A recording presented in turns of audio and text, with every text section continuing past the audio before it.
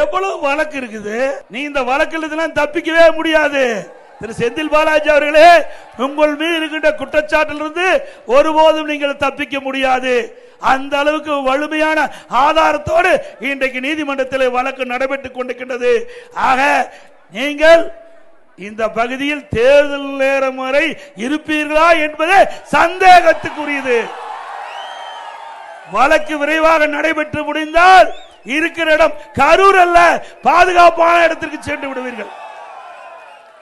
எங்க கட்சிக்காரரை பற்றி, எங்க நிர்வாகிகளை பற்றி, எங்க தொண்டர்களை பற்றி மிரட்டுவது எந்த விதத்தில் நியாயம்? சிந்தித்து பாருங்க. இது பிரதான எதிர்கட்சி. இன்றைக்கு இந்த கட்சியில் தான் உங்களுக்கு அடையாளம் கொடுக்கப்பட்டது. இரவென்றும் பகலென்றும் பாராம தலைமை கழகம் அறிவிக்கப்பட்ட அறிவிப்புக்கு இணங்க உங்களை வெற்றி பெற செய்தவர்கள் அனைத்து இந்திய அண்ணா திராவிட முன்னேற்ற கழக நிர்வாகிகள், தொண்டர்கள். மனசாட்சி வேண்டாமா?